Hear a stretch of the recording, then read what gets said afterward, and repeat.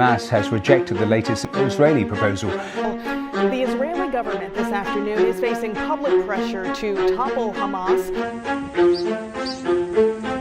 No food, no fuel, no medicine. That, according to UN Secretary General Antonio Guterres,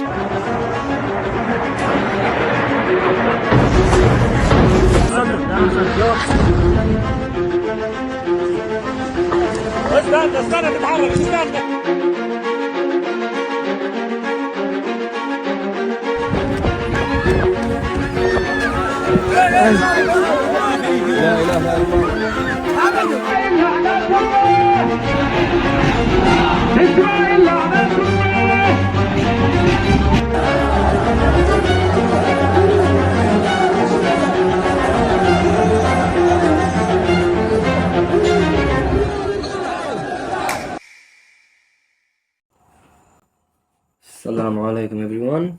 May peace be upon every single one of you who's watching this video. So today we're going to dive into the Israel-Palestine conflict, the issue surrounding it.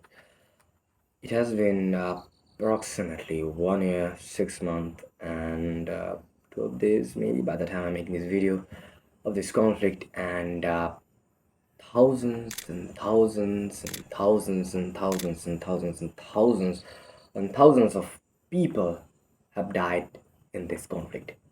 Palestinians dying. Many of them are women and children. The children are the ones who are suffering the most in this conflict. Like, this isn't just a clash or a dispute. It's a centuries-long story of dispossession, resistance, and suffering. Palestinian suffering, front and center. From the first Zionist settlers to the bombs falling in Gaza today. We are breaking down everything step by step. Got my script ready, so buckle up. The Israel-Palestine conflict stems back way back, like the late 19th century. Like, it's very complex, so I'll be using the timeline given by the United Nations.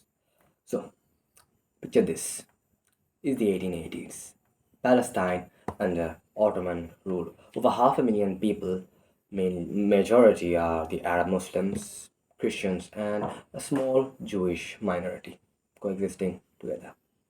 Then enters Zionism. Jews in Europe for centuries were subjected to anti-Semitism. Like, they had a very tough time in Europe. Like, people hated them a lot, mainly Christians, because they believe that the Christians believe that the Jews killed Jesus Christ. No, I'm a Muslim, I don't believe that, but it's their faith. So yeah, so like in thousands, like in numbers of thousands, they were killed. They were disposed from, like, the kicked from, booted out from their own homes. Like, yeah, they suffered a lot. In 1896, a Jew named Theodor Herzl writes a book called The Judenstaat, State, a Jewish dreams estate. So, fair enough, you want a home. But he wanted that home in Palestine. But there's a problem though. Palestine is empty. It was home to 90% Arabs. By the early 1900s, Zionist settlers started moving into Palestine. Small numbers at first, but the intent was clear: a homeland, no matter who's already there.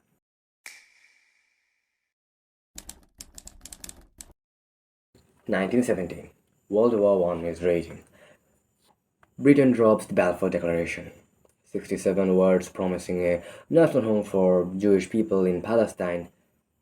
But the thing is, did the other Palestinians though? Well, London didn't seem to care about what the Palestinians had to think.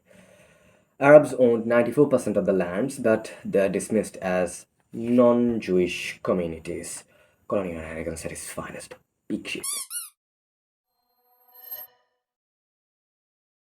Britain takes over Palestine post-war under a mandate. Their job? Prepare it for independence, I guess, but the reality was something else. They flooded it with Jewish immigration, 60,000 in 1920, 630,000 by 1947, while crushing Arab resistance. Palestinians fought back. 1936, the Arab Revolt, 3 years of strikes and protests. Britain's response: 5,000 killed, 15,000 to 20,000 wounded, villages tossed. Classic British style.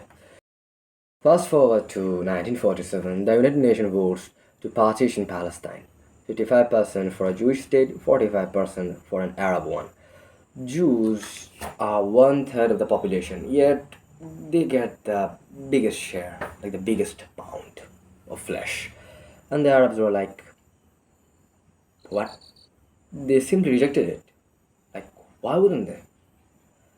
1948, May 14, Israel declares independence. May 15, Arab armies attack. Zionist militias like Igron and Lehi had already expelled 300,000 Palestinians. Dear Yassin,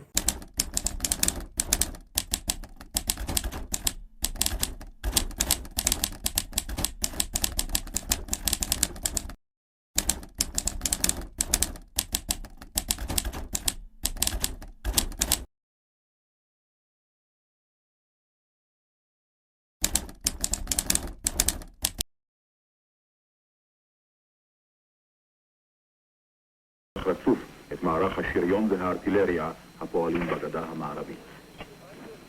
it's the 1967.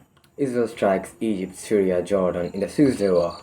6 days later, they got the West Bank, the Gaza Strip, and East Jerusalem, Golan Heights, and the Sinai Peninsula. Another 300,000 Palestinians displaced. Again. The Palestinians obviously resisted. In 1964, the PLO was formed, whose main objection was liberation, but with guns. In 1987, the first Intifada explodes, kids with stones versus Israeli tanks. Israel deploys 80,000 troops, 1,300 Palestinians dead by 93.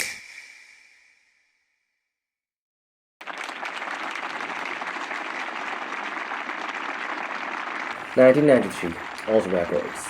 Peace, right? Like, this is the time when Israel wanted some quietness, the PLO wanted some land, a state of their own. Like, they were tired. They were both tired for fighting each other.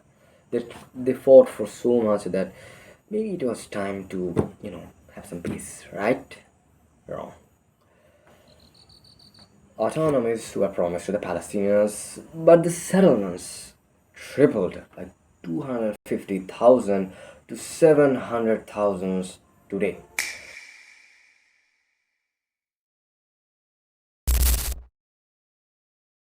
Gaza, 2 million people, 141 square miles of space. It was a prison since 2007 when Israel's blockade kicks in. Like, that blockade kicked in because Hamas took over. There was an election in Palestine. It's like, the PLO, as I was talking about, they kind of lost this election, and Hamas, they won. And for Israel, that was a big of a headache because the PLO was weak. Hamas wasn't.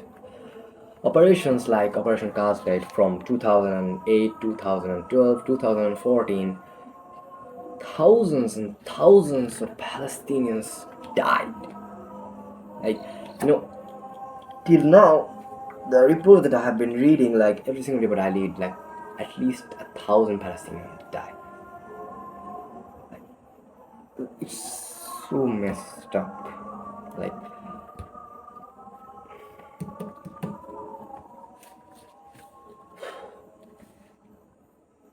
October 7, 2023. Hamas attacks. 1,200 Israelis dead. Israel responded. Over 33,000 Palestinians killed by April 24. Half of Gaza displaced.